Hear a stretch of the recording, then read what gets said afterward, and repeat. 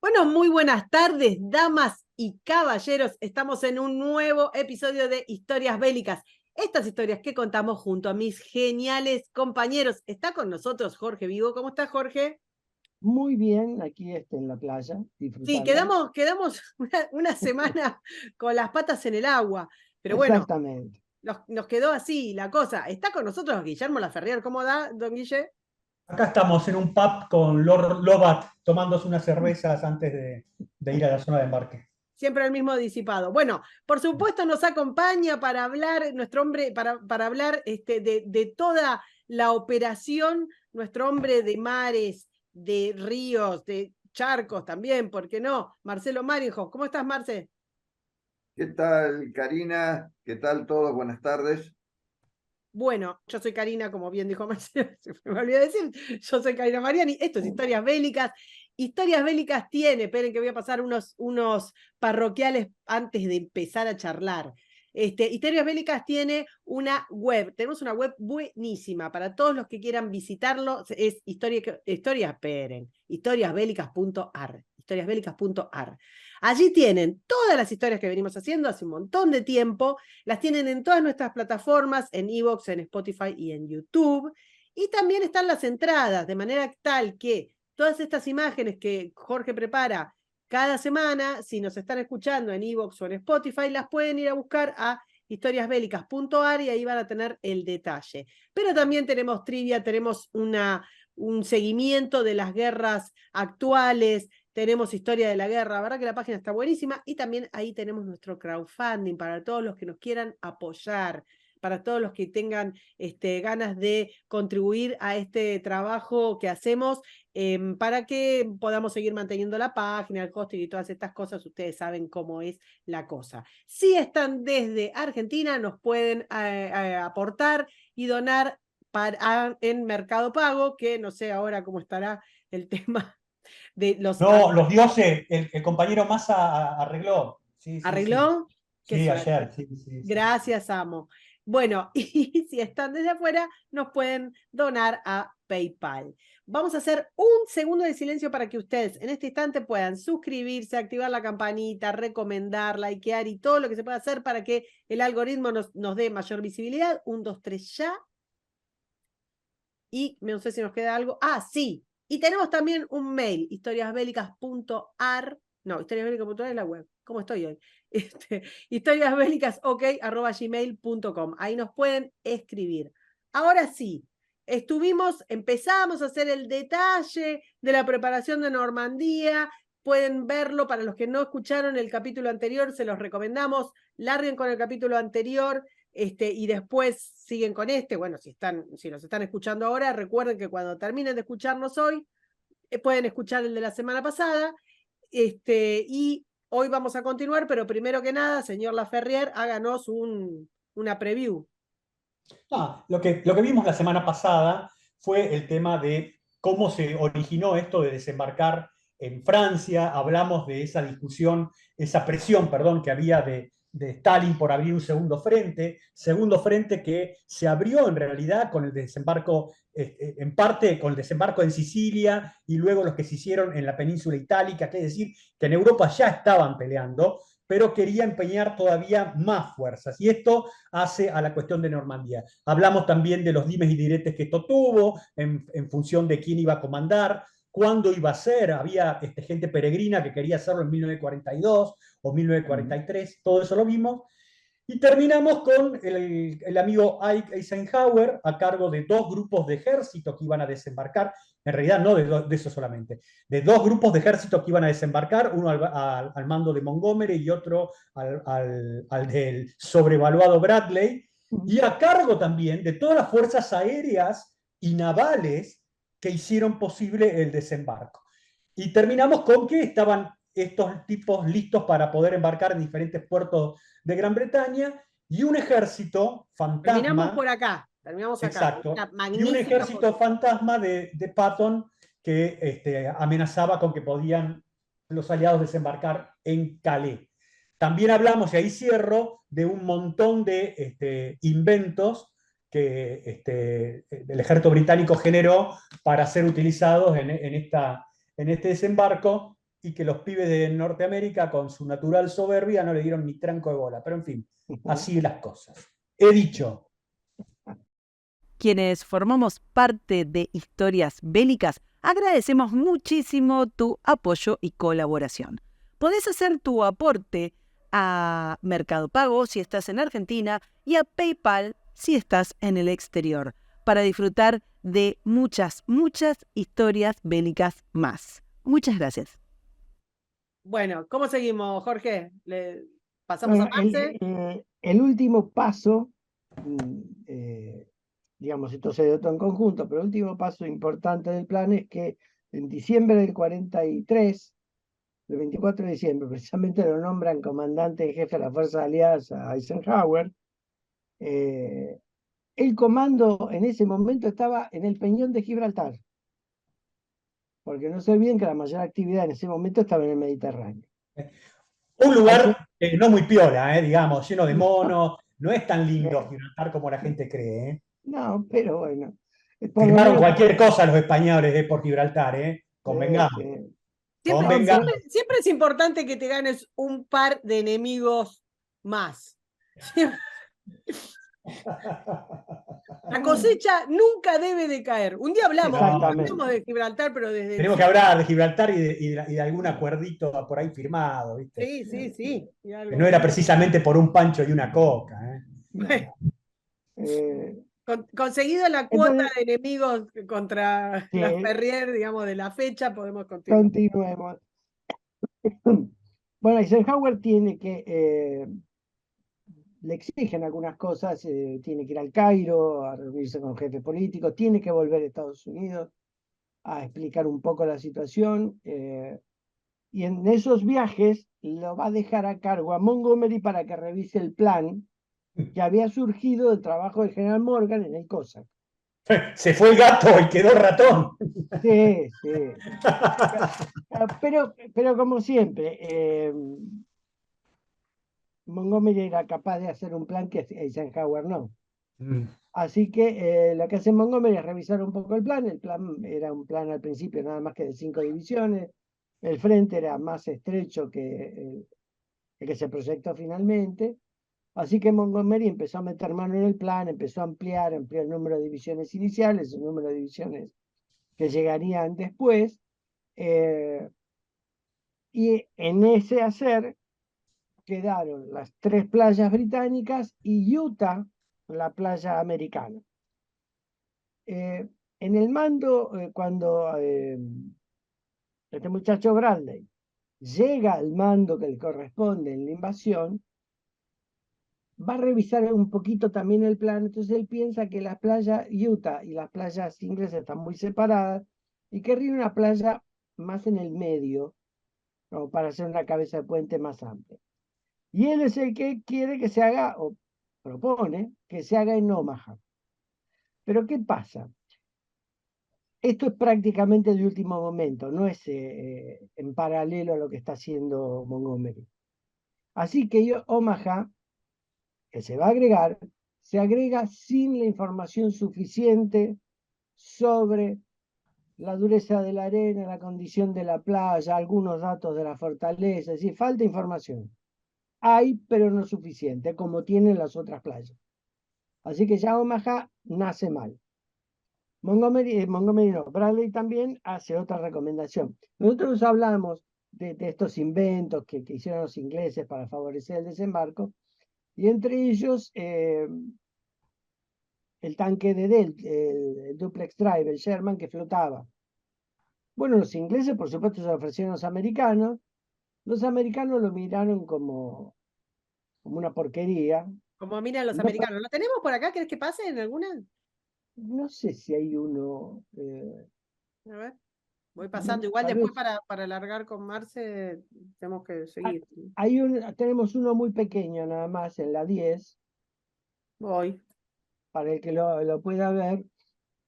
Es un Sherman que está entre los que están dibujados en verde, que tiene como una banda beige. Esa es una caja de lona que se despliega y permite que el tanque flote. a los americanos nadie le permitió, a los americanos no permitieron que los ingleses explicaran cómo funcionaba, entonces lo usaron como quisieron. De Ahí, resulta, perdón, hablando de explicar, acabo de pasarle a nuestra común amiga Karina la ayuda a memoria que hizo a mano Monty para explicar a sus tropas cómo iba a ser el desembarco. Ahí tenés la sencillez que no comprenden algunos, en fin. Muy yo voy a bien. poner Parece hecho por el Duque de Wellington, querido.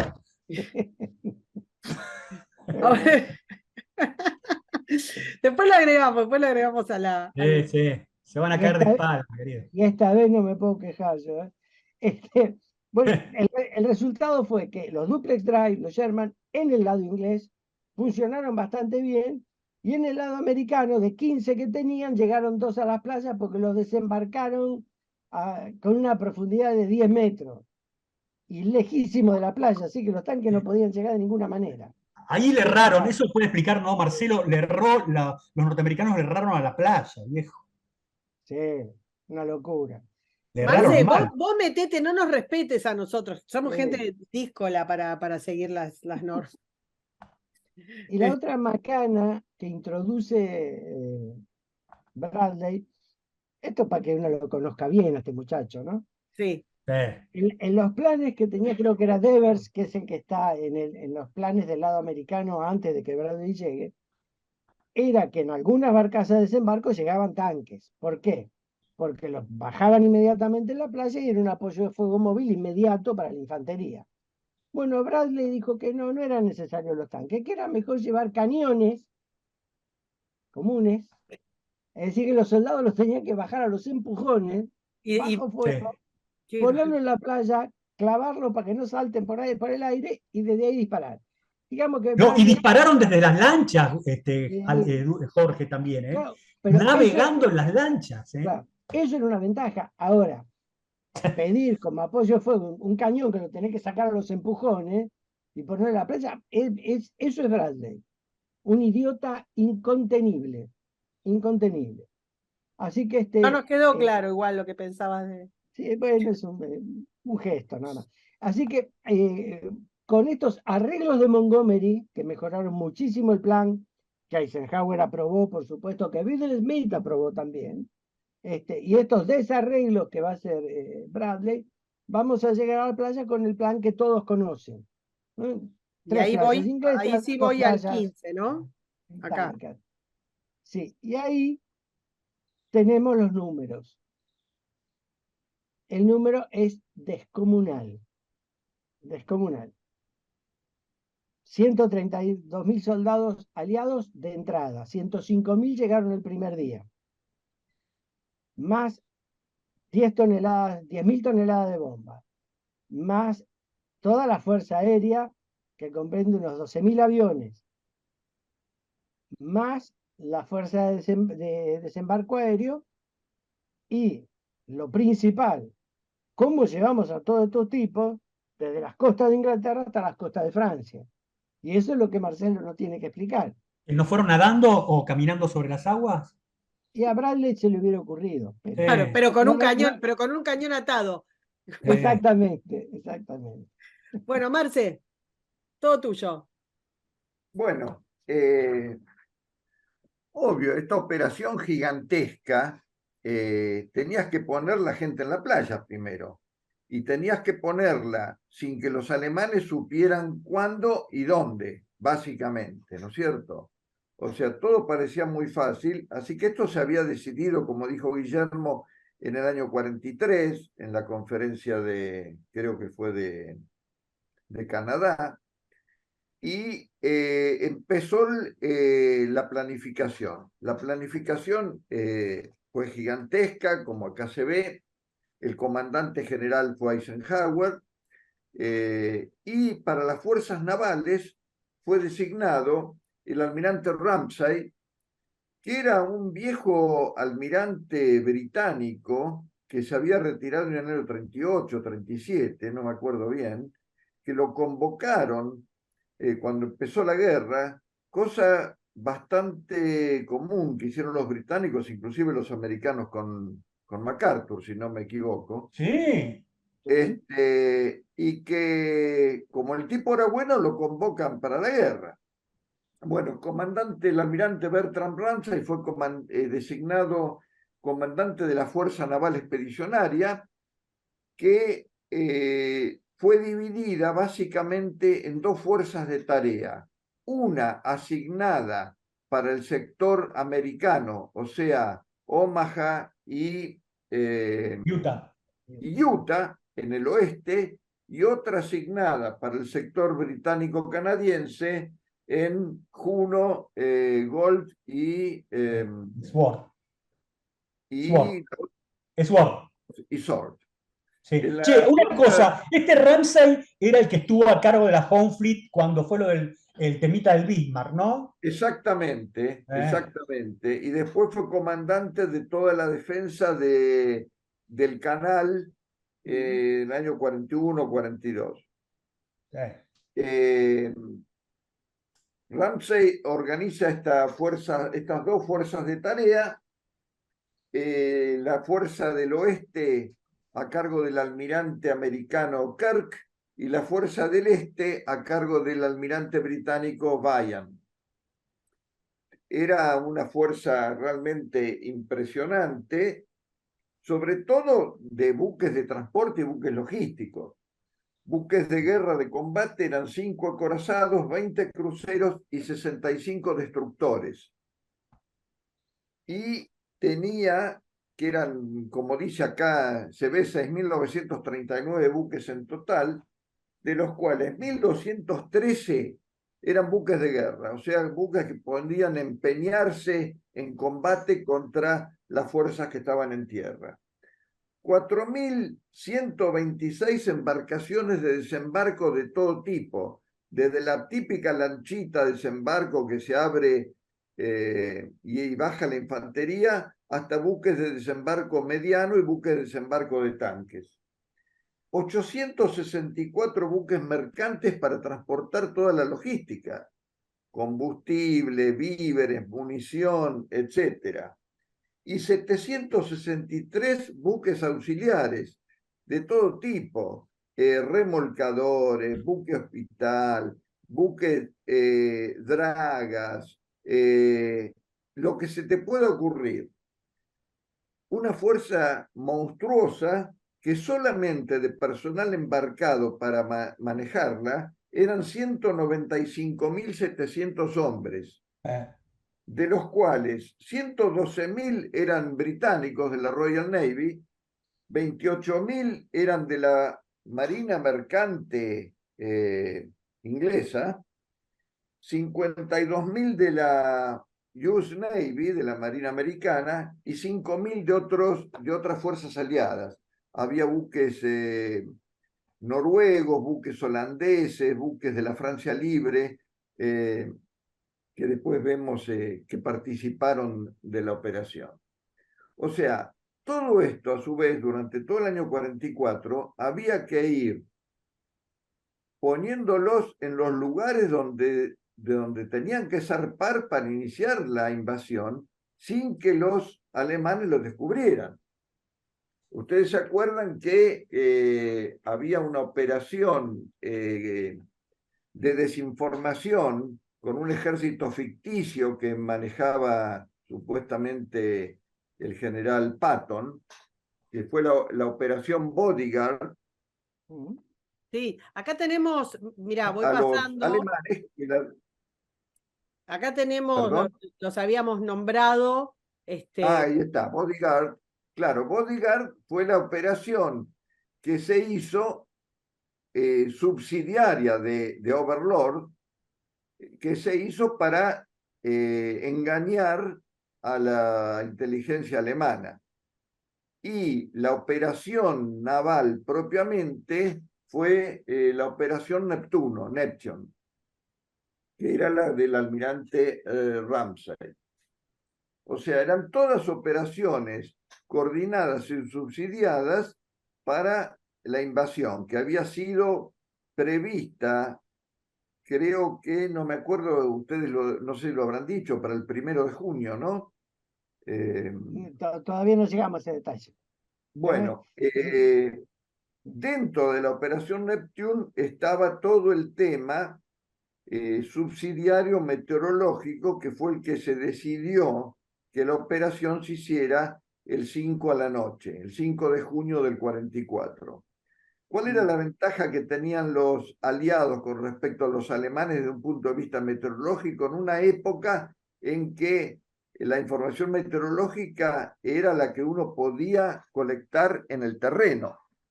Es que los aliados tenían el control del Atlántico Norte y en todo el Atlántico Norte tenían diseminados buques que iban tomando digamos, los datos meteorológicos cada 4 horas y los iban enviando, ¿no es cierto? Cosa que se hizo, normalmente hacen todas las marinas, hasta que ahora están los satélites y otras cosas, pero normalmente un buque de guerra cada 4 horas pone posición donde se encuentra, estado del viento, velocidad y dirección del viento, estado tipo, nubes y altitud de las nubes, presión barométrica, temperatura del punto de rocío. A la felicísima Armada le hubiera venido bien eso. Bueno, todo eso, el Atlántico Norte, que es de donde normalmente viene el clima que después actúa sobre Europa, hizo que Eisenhower tuviera una precisión meteorológica mucho más acertada que los alemanes, que pensaron que iba a seguir el mal tiempo, ¿no es cierto? Eso creo que ustedes lo deben haber dicho. Sí, hay una cuestión, Marcelo, porque por ahí la gente no lo comprende, ¿no? No es el tema de lo meteorológico que influye solamente llueve o no llueve. Influye si los vientos para el lanzamiento de los paracaidistas, la carga. Influye para los buques en la deriva que pueden tener en la navegación. No, sobre todo en una operación tan compleja como es una operación de desembarco, el estado de mar, para que las lanchas puedan llegar a la costa y que los soldados lleguen más o menos enteros, no totalmente mareados y destruidos. O sea que tengo yo para hacerte prácticas, perdón, pero cuando vos decís, no sé, la cantidad descomunal la tenemos por acá, Jorge la planteó, pero que estoy buscando la cantidad de buques, que yo, lo tenemos en la 18. Todo eso, para salir, lo práctico, para salir, para cuántos puertos, cómo se apelotonan, porque eso es lo mismo, ¿no? Para el estado del tiempo y el estado del mar. ¿Cómo van yendo todos? ¿Cómo se organiza eso? ¿Cómo no se dan entre ellos? ¿Cómo las mareas? Porque estoy pensando en esa masa que cubre todo. Bueno, cada fuerza de tarea, esto estaba dividida la operación en 2 fuerzas de tarea. Cada comandante tiene subordinadas a las fuerzas de tarea grupos de tareas. Y los grupos de tareas tienen subordinados unidades de tareas, que a su vez tienen subordinados los medios específicos. Entonces se van concentrando, van zarpando en forma escalonada para encontrarse en un punto geográfico determinado a una hora determinada. Entonces, el que está más lejos tiene que haber zarpado antes. Y esos comandantes subordinados van respondiendo a los comandantes superiores, hasta que se organiza la fuerza de tarea. ¿Quiénes van adelante? Bueno, los buques que van a hacer apoyo de fuego, los acorazados y los cruceros. Que este es otro tema. Era importante la meteorología por el tema de la visibilidad también. Que por supuesto fueron todas cosas que muchas de ellas fallaron, porque como en toda guerra, en una operación tan gigantesca, viste, coordinar todo esto. Estaba pensando, y una cosa que Guillermo decía el capítulo anterior, que tenía que ver como de logística, ¿no? Cómo almacenás para sacar antes lo que vas a necesitar antes, para que esté último, y todo esto, para que no tengas un problema. Che, me falta. Claro, porque en los buques logísticos, me olvidé, no importa, viene atrás. Claro, vos tenés que ver cuáles son acá vos ves en el que tenemos en pantalla en este momento, como yo dije, los diversos tipos de buques de desembarco que hay. Están los de desembarco medianos, el más grande, los LCT, que llevan desembarco de tanques, bueno, ahí llevan camiones también, pero ahí llevas no solamente tanques, llevas camiones con combustible, llevas camiones con munición, llevas camiones con víveres, tenés que preparar todo el sistema de evacuación de heridos en el frente. O sea, el buque llega, evacúa heridos y los lleva a la retaguardia, donde están los buques hospitales. Todo eso está planificado, todo. Así que es una complejidad y todo eso bajo fuego enemigo, obviamente, ¿no? Ah, no es que paran mientras, no paran. Por la No, Convención de claro, Ginebra y la proporcionalidad. Dice, Sí, nosotros la estamos proporcionalidad. secos hasta que no se sequen claro. Y nosotros, no, además, para que sea proporcional. como dijo Guillermo hoy y como dijo Jorge, como la playa de Omaha no estaba perfectamente cartografiada, por dar un nombre, ¿no? Sobre todo en las operaciones anfibias vos tenés que saber el tipo de pendiente que tenés Claro. en la playa, y eso influye también con la marea. La idea era que la operación se lanzó con luna llena, porque en luna llena vos tenés mayor amplitud de marea, ¿no es cierto? Tanto normalmente las mareas con la luna llena, vos tenés la bajamar más baja que lo normal y la pleamar más alta que la pleamar. O sea, son lo que se llaman las mareas de Sisicia, que son las que coinciden con la luna llena, que es cuando la luna tiene mayor poder de atracción gravitacional sobre la masa de agua, ¿no es Eso cierto? explica los lobisones también, ¿no? Es la misma ciencia.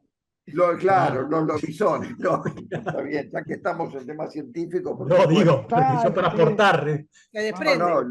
exacto, que Si se está en cuiden los Mercurio vampiros. retrógrado. Quiero hacerte una Sí. pregunta más, Marce, con esto. Espera que estoy buscando cuál era. Era la 11. Estuvimos hablando la semana pasada. También pregunto por cuando llegan, ¿no? A la playa, que se encontraron con estos chirimbolos.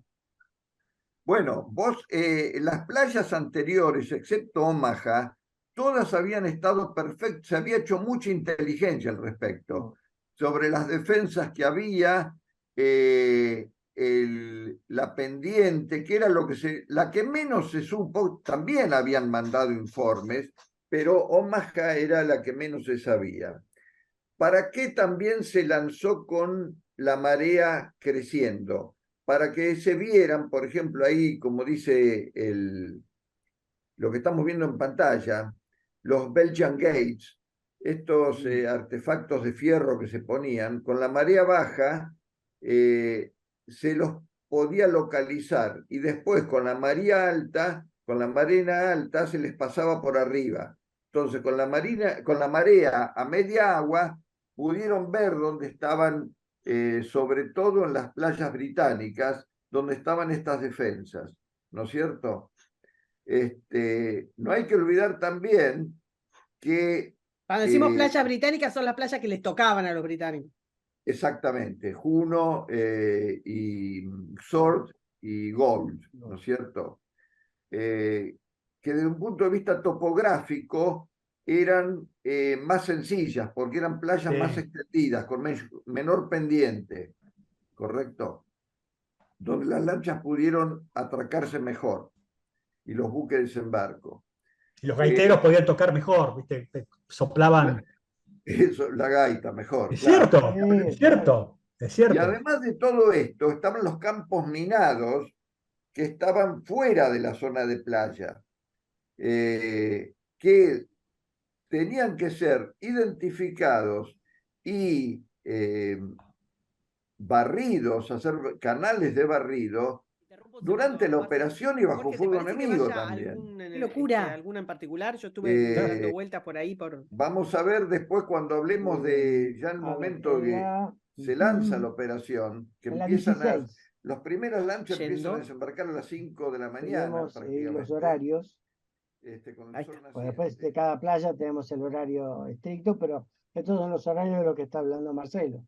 Claro, ahí se ve exactamente en el mapita que está a la derecha, abajo, de dónde ven los puertos, de donde zarpaban las distintas unidades y que se juntaron para el desembarco, ¿no es cierto? Claro, O sea que algunos zarparon 24 horas antes, los que estaban ahí se ve claro.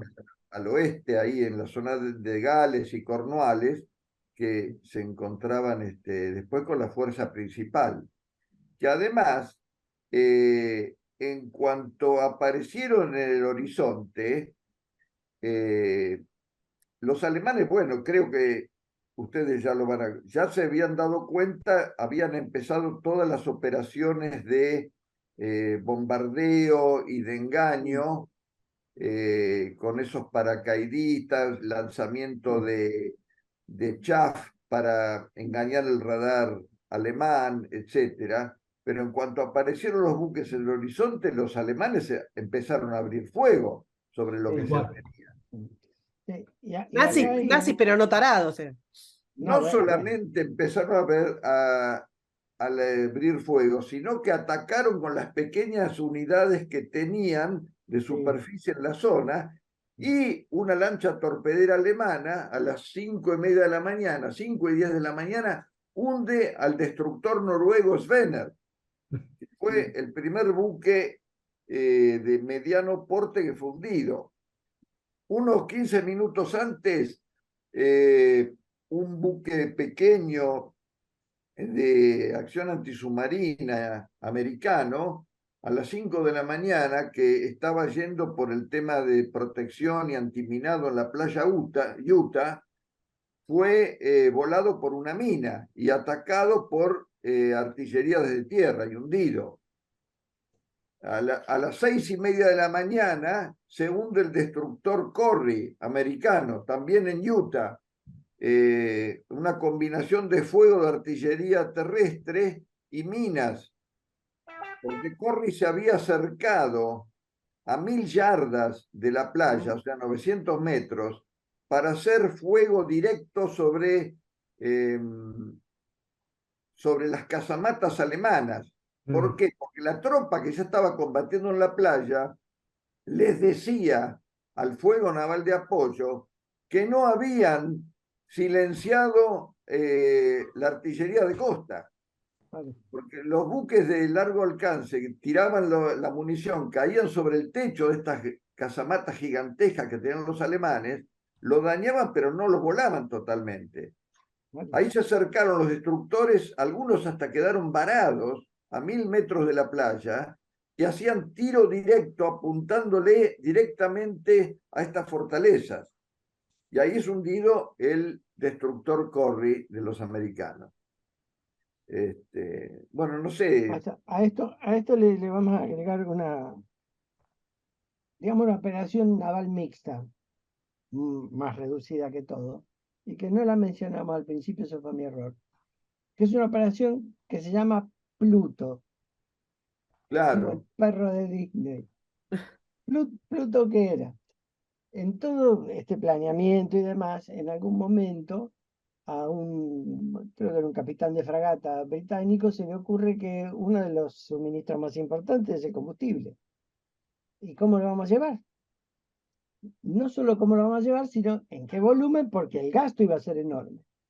Se pone en contacto con la compañía petrolera británica, se pone en contacto con Siemens de Inglaterra y desarrollan este sistema Pluto que ¿qué era? Era un oleoducto de un número importante de tubos que se iba desplegando detrás de la flota, desenrollándolos, así como se hace con un cable de comunicación oceánico. Eran buques que tenían un rollo con estos tubos que tenían un diámetro de unos 7,5 cm, lo iban desenrollando y le iban enganchando para hacer un oleoducto que iba desde Inglaterra hasta las costas de Normandía. Es una operación en detalle fabulosa porque pasan cosas. Algunos tubos iban enroscados en cilindros que iban en barcos, y otros estaban enroscados en cilindros flotantes que los barcos tiraban. Sí. Todo esto mientras la flota se estaba moviendo a la costa. Y Voy a por pasar supuesto al mapa protegida por porque esa flota no tenemos imagen de eso, pero voy a pasar al mapa para que se entienda. del Vas a- 17. Claro, es decir, lo básico era salir de la isla de Wright hasta Normandía. Y una cosa simpática, digamos, la verdad se planeó todo muy bien, ¿eh? En estas dos maneras, los cilindros flotantes y los cilindros en buque, fue un trabajo maravilloso. Pero en la isla de Wright, pocos meses antes de la invasión, de repente empiezan a haber construcciones. Y una cosa rara, las construcciones parecen castillos de Baviera. Son grandes, pero así, con esa ornamentación y demás. Claro, todos los ingleses que pasaban por ahí, los turistas locales no sabían lo que era y les llamaba la atención que en plena guerra se construyeran cosas tan ostentosas, por decirlo de alguna manera. Bueno, lo que no sabían que esa eh, construcción tan vistosa no era solo por fuera, adentro era una caja vacía porque adentro estaban las bombas que enviaban el petróleo a través del oleoducto. Así que siempre Normandía tiene una operación más, un detalle más de complicación que se resuelve bien. Es un trabajo maravilloso por el oleoducto, igual que los Mulberry funcionó perfectamente, sin ningún problema. De lo que contaba Marcelo, hay un dato donde podemos juntar un poco a la Marina y a la Fuerza Aérea. Como decía Marcelo, había que, como se dice, ablandar las fortalezas y dañar lo más posible las defensas. Bueno, y esto plantea una discusión entre los americanos y los ingleses. Los americanos están acostumbrados a hacer bombardeo de precisión. ¿Qué quiere decir esto? Que tanto para buques como aviones se asigna a cada boca de fuego, digamos, un blanco. Y se le apunta ese blanco y se bombardea, ya sea el avión o un cañón de un acorazado. Para los británicos, el sistema era de bombardeo en carpeta, se puede decir. Y Que de es área. o de área. En Sí, vez de que cada barco o cada avión tenga un blanco específico, tiene un área específica donde satura de fuego. Esto, claro, eran dos sistemas diferentes. ¿Y cuál era el problema mayor? El sistema británico se podía usar en cualquier momento del día, Claro. pero el sistema americano necesitaba de luz diaria. Entonces esto trajo una discusión de cómo empezar a ablandar. Terminó haciéndose un enjastre porque terminaron haciéndolo a media luz. A los británicos no los afectaba, pero a los americanos a media luz la precisión tampoco les salió muy bien. Y esto es lo que hace, como contaba Marcelo, que en Utah haya más resistencia de fuego alemana. Y el otro tema, que es algo que nadie terminó de aclarar muy bien, es que la idea era que los acorazados, que usaban lo que se llama munición perforante, es decir, que debe atravesar o clavarse en el blanco antes de explotar, esa munición perforante debe usarse para los búnkeres de cemento. Nadie ha aclarado en qué proporción se usó esa munición perforante ni con qué éxito. Pero aparentemente en algunos lugares resultó y en otros no. Hay también otro problema que hubo con el apoyo de fuego, que es la pausa que se produce entre que el apoyo se ejecuta, termina de ejecutarse, y que las tropas toman tierra. ¿Me comprendés? Entonces, ha habido, para los norteamericanos hubo algún delay con eso, ¿está? Sí. Y lo que hace el apoyo de fuego no es tanto que sea preciso, y por eso ahí los ingleses tenían, me parece, eran más razonables. El apoyo de fuego lo que hace es obliga al enemigo a agachar la cabeza, generalizando, a dejar de hacer lo que querría hacer, ¿está? Y vos aprovechás ese momento para posicionarte mejor. Cuando vos tenés un hueco, cuando hay una pausa en eso, lo que tenés es que el enemigo puede hacer lo que debe. Claro. Ese es el problema. Claro. ¿Qué es lo que pasó básicamente en Utah y en Omaha? Claro. Cuando el fuego naval de apoyo de área cesó para que en el momento que desembarcan sobre la playa, ellos pensaban que iban a haber dejado una devastación brutal y que iba a haber poca, digamos, poca resistencia de grandes armas, digamos, me refiero. Cuando llegan se dan cuenta que muchos de estos búnkers estaban intactos, tenían golpes, pero tenían piezas de artillería, todas las ametralladoras, todo. Ahí fue cuando los destructores se tienen que lanzar sobre la playa, y eso es lo que ayudó paradójicamente en Utah, que tenía una pendiente de playa más pronunciada, que los buques se pudieran acercar más a la playa. Claro, más profundo. Espera que tenemos, ¿te parece, Jorge, que pase? Creo que en la 19 tenemos un detalle. Ahí está. Sí, ahí está Utah. Claro. Los destructores los destructores calaban más o menos 18 pies, unos 6 metros, más el domo sonar, con el domo. Entonces se podían acercar a profundidades de 8 o 9 metros y que estaban cerca de la playa. Y con eso pudieron hacer fuego directo con los cañones de 5 pulgadas, apuntándole directamente a la boca de los búnkers, como si fuera con un fusil. Claro. Porque el fuego de apoyo de larga distancia que viene parabólico y caía sobre el techo de estos búnkers, salvo que fuera munición perforante de los acorazados, como dijo Jorge, la munición de 5 pulgadas, 6 pulgadas no le hacía nada. Lo que sí, ese fuego de apoyo de larga distancia después resultó positivo, se ve en unos días posteriores, sobre fuerzas acorazadas alemanas que estaban ahí en la zona, pero eso es más tarde, ¿no? Así es. Perdón, Jorge, sí, decime. No, si retomamos el horario, digamos, de la invasión. Creo que era el 17. Creo que sí, para el 16. Todo esto hay que tener en mente que está todo en movimiento. Lo que estuvimos hablando de las operaciones de apoyo, todo lo que contó del movimiento naval Marcelo, los hombres en los barcos, los generales en los planes, además está todo permanentemente en movimiento. La primera operación que se hace poco antes de la medianoche es el acercamiento de los ingenieros, los buzos de las marinas, para adelantar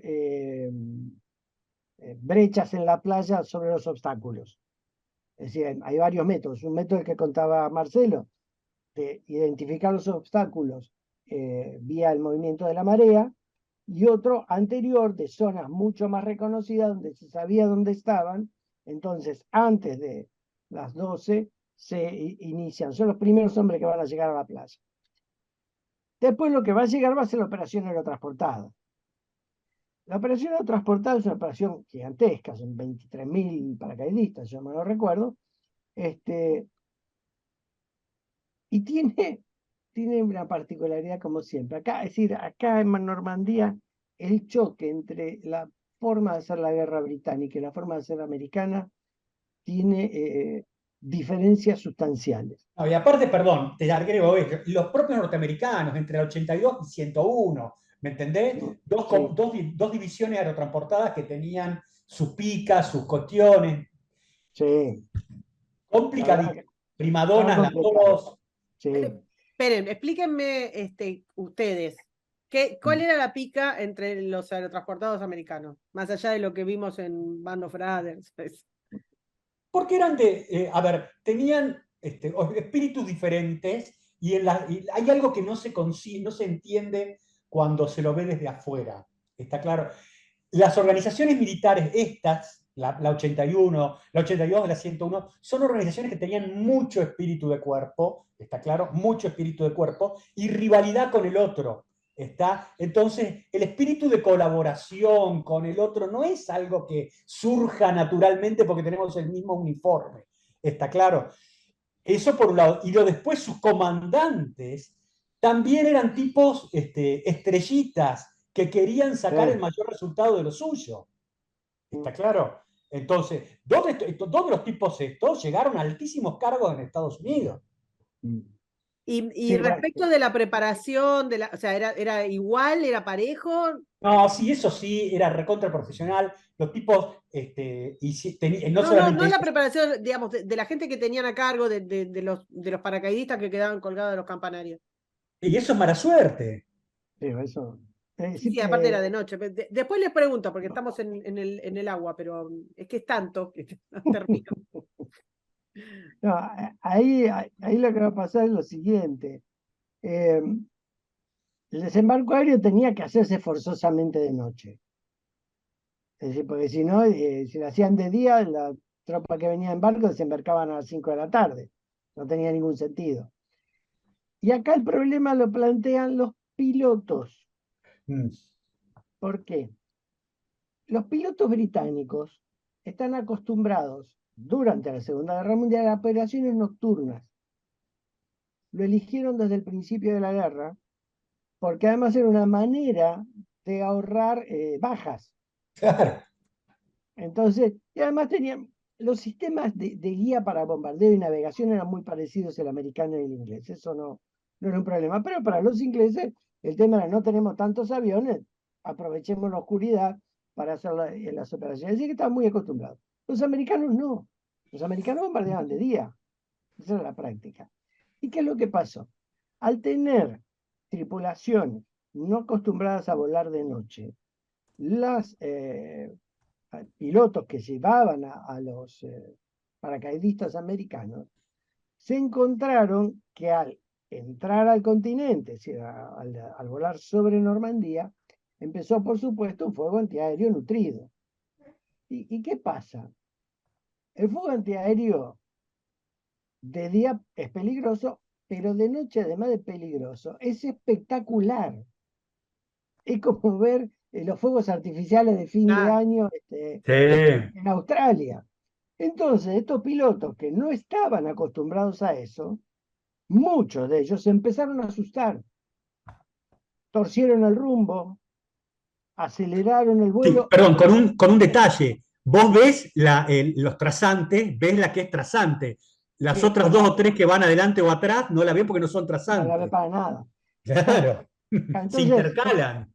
exactamente, entonces se empezaron a asustar, empezaron a tirar los paracaidistas en cualquier lado, es decir, en vez de seguir el rumbo marcado y la distancia y el tiempo de lanzamiento, los tiraron en cualquier parte. Eso es lo que explica por qué las divisiones de paracaidistas americanas quedan tan desperdigadas en Normandía. Y en el lado británico caen prácticamente concentradas.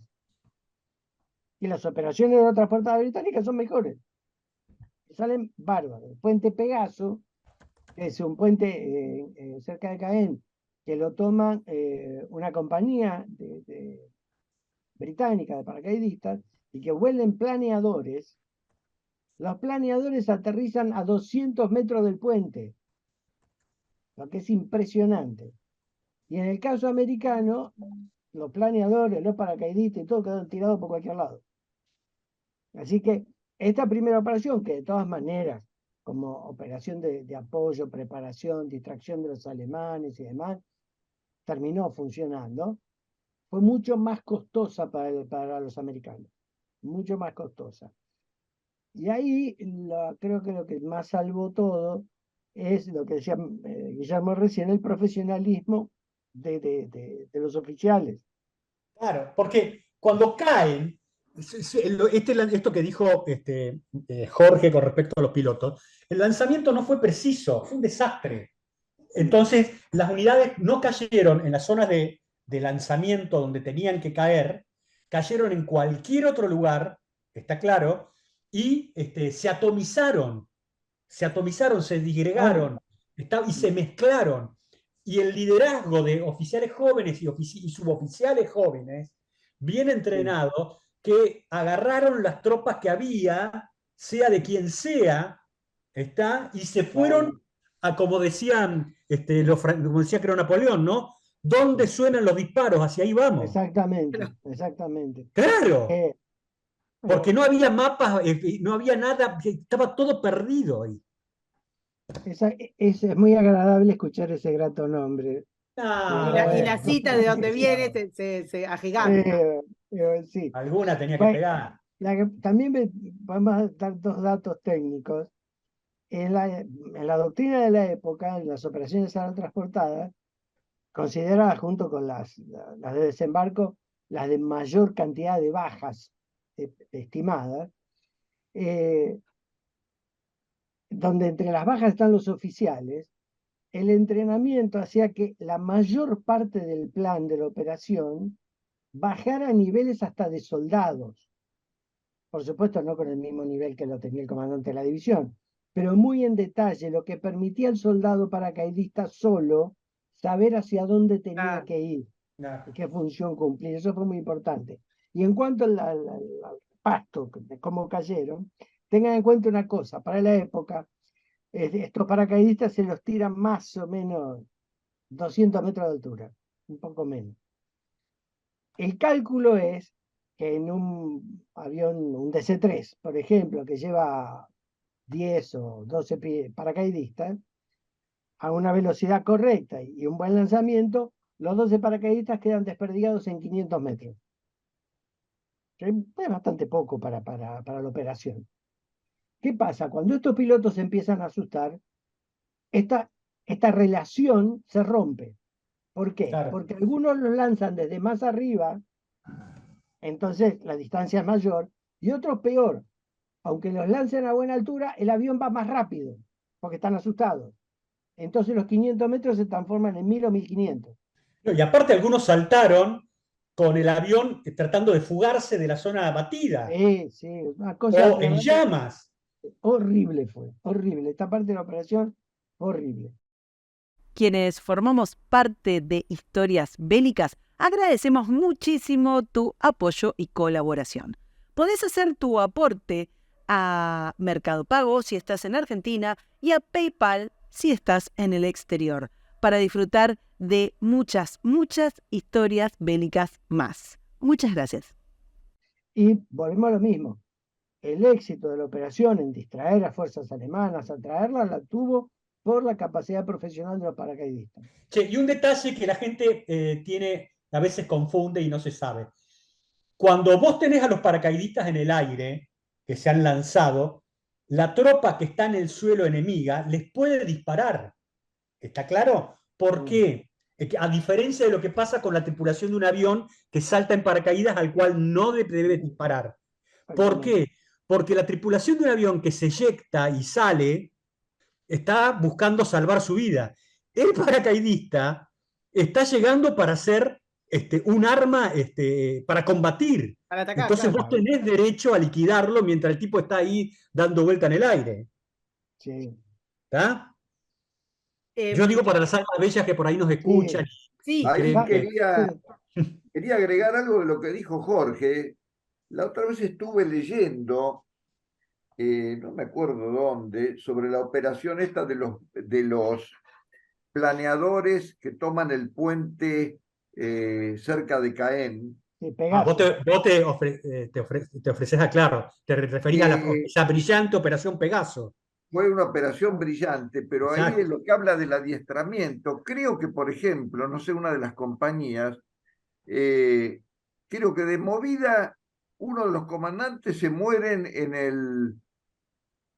cuando aterrizan, cae sobre una laguna y creo que se ahoga el planeador. Y van tomando la posición subalternos, y los tipos toman el puente como habían quedado. Sí. El que queda a cargo del puente, que lo toma, es el mayor Howard del regimiento de paracaidistas británicos. Y el que hace la conexión, es decir, el tipo que desembarca en la playa y hace contacto con él, es Lord Lovat, con los comandos con los comandos de él. Y Howard se da cuenta por el Piper, por el gaitero de Howard, de Lord Lovat. Lovat desembarca con un gaitero, Sí. que toca cuando van marchando hacia el puente, va tocando, y ahí se avivan los tipos que vienen, el amigo Lovat, ¿no? Con sus pibes. Sí, Ahí creo que los alemanes hacen un contraataque bastante bueno, ¿no? Hay un contraataque Panzer. Yo tengo el libro del pibe ese, el que comandó ese ataque. Es impresionante. Bueno, a ver, yo leí uno de un alemán que él llega a la playa y mira para la izquierda, ve uno para la derecha, ve otro y dice: esto es infernal. No, sí. Porque el tipo llega entre creo que Juno y Sor. Sí.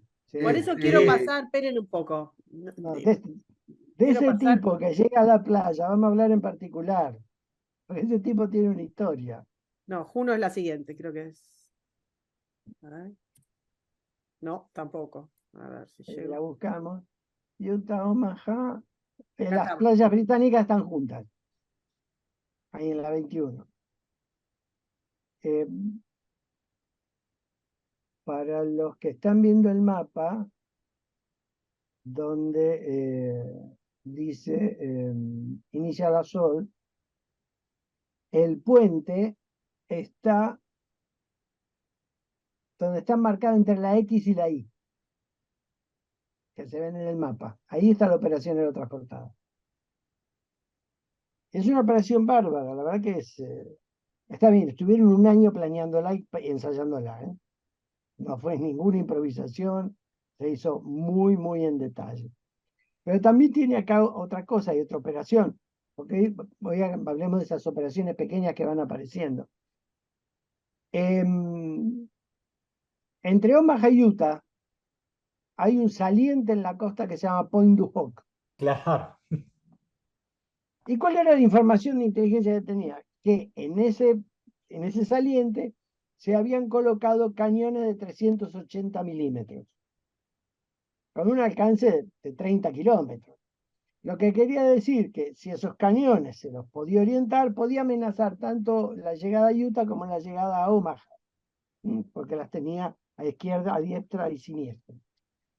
Entonces, ¿qué se planeó? Se planeó que una compañía de Rangers americana atacara Point du Hoc. El problema es que Point du Hoc es una altura, tiene una playa muy angosta y después es un acantilado. Entonces había que ver cómo subir.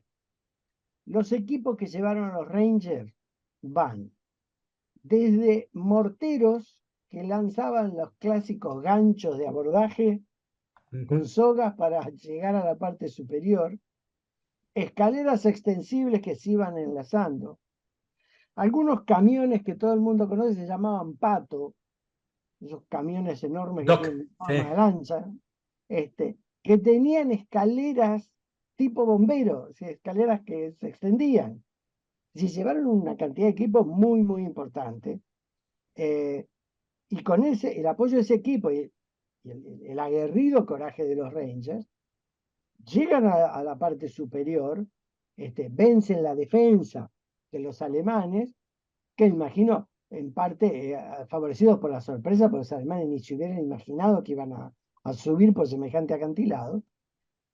Los rechazan y llegan a la posición donde deberían estar los cañones. Y cuando llegan, descubren que los cañones están 20 metros detrás de la posición, tirados en el pasto porque nunca se llegaron a instalar. Ah, mirá. Así que una operación fabulosa, pero no se puede acusar un error de inteligencia porque si los cañones habían llegado, uno debe suponer que se iban a instalar, pero no se hizo. Pero ¿qué pasa? Del lado británico hay otra cosa similar, hay otra posición de cañones navales, así poderosos. Y otra parte de estos paracaidistas británicos hace una operación igual que la de Point du Hoc, para tratar de anular esos cañones. Esa operación, que se llama el lugar, creo que es Merville, la posición, le sucede lo mismo que a los americanos. Los cañones no están habilitados. Lo que muestra que por más esfuerzo que le puso Rommel y le pusieron los alemanes para hacer, la muralla del Atlántico no estaba completa. Le faltaban cosas. Tal vez voluntad, tal vez tiempo, no sé qué decir. Pero la muralla tenía sus debilidades. Tenía sus debilidades. No digo que estos cañones, tanto en un caso como en el otro, hubiesen impedido el desembarco, pero lo podrían haber complicado más. Lo podrían haber complicado más. Pero los alemanes no completaron la tarea, por decirlo de alguna manera. Cañones de Navarone. Claro, sí. Digamos, Navarone viene a ser el simbolismo de estas posiciones. Exactamente, la película fue por eso, por Juan Claro, Duroc, creo. claro, claro. No tan espectaculares como lo muestra en la película, pero era ese tipo de cañón. Cañón naval, grande, que se puede girar y mover. Si las posiciones eran para eso. Pero no completaron. No completaron. Les hago una consulta, puesto que ya llevamos un rato y como sospechamos, vamos a tener que continuar.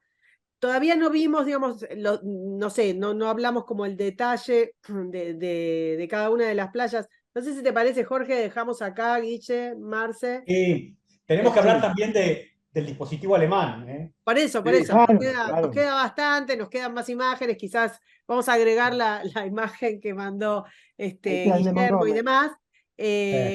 Así que si les parece, continuamos, le damos un cierre, si podemos, le damos un cierre la semana que viene. Sí, sí, es más, porque si nos vamos a meter en la playa, como dijo Guillermo recién, necesitamos contar qué hay del otro lado. Tal cual. Claro. Bueno, Así que me parece muy bueno. como nos lleve la historia. Bueno, por hoy, estimadísimos oyentes, videoyentes, ¿cómo se dirá? Los dejamos que se vayan a cenar. Le agradecemos muchísimo a Marcelo. Marce, te vamos a seguir comprometiendo. La verdad que esta, para quienes nos vienen siguiendo hace un montón, esta fue la primera que hicimos cuando no teníamos ni idea, ni nos conocíamos, ni habíamos coordinado, lo hicimos por un space, no se escuchaba, no sé cómo fue nuestra Omaha, porque lo hicimos Sí, sí, cualquier, Fue lo una, hicimos hiper. fue una aventura.